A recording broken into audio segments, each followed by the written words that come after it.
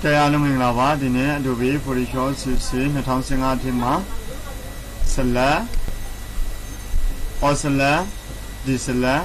Reselect Inverse နဲ့ပတ်သက်ပြီးတော့ Select နဲ့ပတ်သက်တဲ့အကြောင်းအရာလေးတွေကိုသင်ရမှာဖြစ်ပါတယ်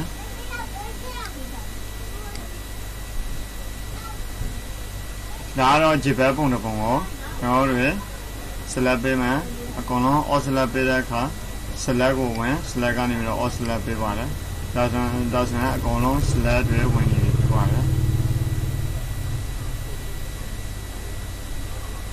Select Deselect ဖြင့် Selection ဖြုတ်လို့ရပါတယ် Keyboard ပေါ်ဆိုရင် Control D ဖြစ်ပါတယ်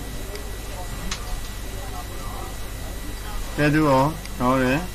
Magic 1 2 နဲ့ Select မှတ်လိုက်ပါတယ်ဒါဆိုရင်အကုန်လုံး Selection ဝင်တော့ရဖြစ်ပါတယ်ကဲတို့ရောကျွန်တော်တို့ဒီအနီရောင်ပဲ Select ပေးချင်တာဖြစ်တဲ့အတွက်တို့ရော Inverse လုပ်ပေးရမှာဖြစ်ပါတယ် Inverse Control Shift အရောနှိပ်ပေးရမှာဖြစ်ပါတယ်ဒါဆိုရင်တော့ဒီကောင်လေးပဲ Select ဝင်တော့ပြီးတော့တို့ရောဒီကောင်လေးတွေကိုကျွန်တော်တို့ဒီလောက်ပဲဒီကောင်ကိုဖတ်တာပေးပေးရမှာဖြစ်ပါတယ်ဖတ်တာပေးဖို့တဲ့ right click ထောက်ပြီးတော့ဖတ်တာ Keyboard ပေါ်ဆိုရင်Keyboard ပေါ်ဆိုရင်တော့ Shift F6 နှိပ်လို့ရပါတယ် Shift F6 Shift ရဲ့ F6 ရဲ့နှိပ်ပြရမှာဖြစ်ပါတယ် Shift နဲ့ F6 နဲ့ပေါ့နော် Shift နဲ့ F6 နဲ့နှိပ်လိုက်လို့ရှိရင် Feather Selection နဲ့ပေါ်လာပါတယ်ပြီးရင်ကျွန်တော်တို့ Feather မှာ 0.5 လောက်ထားပေးရမှာဖြစ်ပါတယ် Okay ဒါဆိုရင်တော့ Feather ပေးပြီးတော့ဖြစ်ပါတယ်တို့ကိုလိုချင်တယ်ဆိုရင်တော့ Control J နဲ့ Layer ခွဲထုတ်လို့ရသလို Layer New Layer via Copy ယူလို့ရပါတယ် Layer via Copy Control J ဒါဆိုရင်တော့ဒါတို့ဖြတ်ထုတ်ပြီးသားပါနော်လုံးဝအရှင်းပြီးသား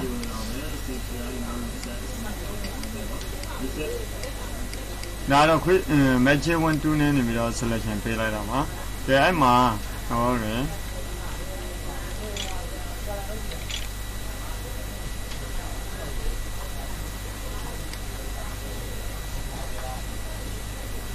Select or Select ရှိမယ် Deselect ရှိမယ် Select ကိုပေးလိုက်တယ်မလို့ရှင်ဘူးဆိုရင်တော့ Select Deselect လုပ်ပါမယ်သူက Reselect ပြင်လုပ်လို့ရတယ် Control Shift D Control Shift D ဟာ Control Shift D Reselect ပြင်လုပ်တယ်မလို့ရှင်ဘူးဆိုရင် Deselect လုပ်တယ်နော် Deselect လုပ်တယ်နောက်ပြင်ပြီးတော့ပြန်လို့ရှင်လဲဆိုရင် Reselect လုပ်တယ်ဒါဆိုရင်အပြင်ကအကုန်လုံးကို Select လုပ်ပေးတော့ဖြစ်ပါတယ်ကျွန်တော်လည်းတော့ Select ပေးလိုက်တယ်အပြင်အကောင်လေးတွေကိုမလို့ချင်ဘူးဆိုရင်တော့ Select Inverse နဲ့လုပ်ပေးရမှာဖြစ်ပါတယ် Control Shift On ဟမ်ဒါဆိုရင်တော့ကျွန်တော်လည်း Delete လုပ်လိုက်လို့ရှိရင်တော့အကုန်လုံးဘေးကပတ်လေးပြတ်တော့မှာဖြစ်ပါတယ်ထပ်တာပေးဖို့အတွက် Modify and Select ကနေမှ Modify ကနေပြီးတော့ဖတ်တာ Keyboard ပေါ်ဆိုရင် Shift S ဖတ်တာမှာ 0.5 ပြီးပြီးတော့ Okay နေပေးရမှာဖြစ်ပါတယ်ဒီကောင်လေးကိုဟုတ်တယ် Edit Clear လုပ်လိုက်မှာဖြစ်ပါတယ် Clear လုပ်လိုက်တယ် Clear လုပ်လိုက်တော့ဒီကောင်သိတဲ့မဲ့ကျန်ခဲ့တာပေါ့နော်ကဲသူ့ကို Control D ဆိုပြီးတော့ထုတ်လိုက်တယ်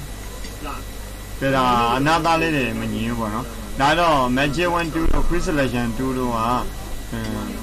လုံးဝတိကျအောင်လုပ်ပေးလို့တော့မရဘူးဒါမှအမြန်လုပ်ပုံလုပ်နည်းလေးတွေပေါ့နော်ဒါမှ Select ပေးတဲ့နေရာမှာမသိမဖြစ်သိထားမယ်အချက်လေးကဒီပန်တူလေးဖြစ်တယ်ပန်တူလေးနဲ့လိုက်ညှိပေးလို့ရတာပေါ့နော်ပန်တူလေးကတော့ Select ပေးတဲ့နေရာမှာမတုံးမဖြစ်မတက်မဖြစ်တထားမယ်တူလေးတစ်ခုဖြစ်ပါတယ်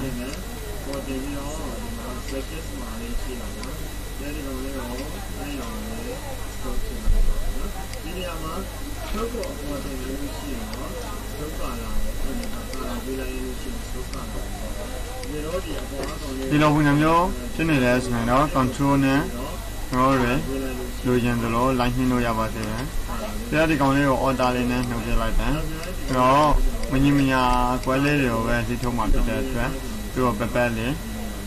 select ပေးလိုက်တယ်။သူစုံမဲ့ကြားတဲ့နေရာမှာဆိုရင်0သင်္ကေတလေးပြတယ်။သူစုံမဲ့မကြားသေးဘူးဆိုရင်တော့0မပေါ့ဘူး။စုံမဲ့ကြားပြီဆိုရင်တော့0သင်္ကေတလေးပြတာပေါ့နော်။ပြီးရင်နော်ရယ်သူ့ကို right click ထောက်ပါတယ်။ mid selection ဆိုပြီးတော့နှိပ်လိုက်ပါတယ်။ mid selection မှာ point 1လောက် point 5လောက်ထားပါမယ်ပြီးရင် okay ကိုနှိပ်ပေးရမှာဖြစ်ပါတယ်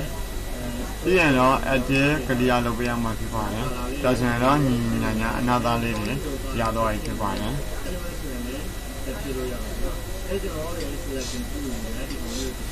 တဲ့ဒါဆိုရင် select နဲ့ပတ်သက်ပြီးတော့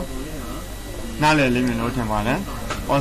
Deselect Reselect Import ဆိုပြီးတော့ဒါလေးကတော့အသုံးများပါတယ်အားလုံးပဲကျေးဇူးတင်ပါတယ်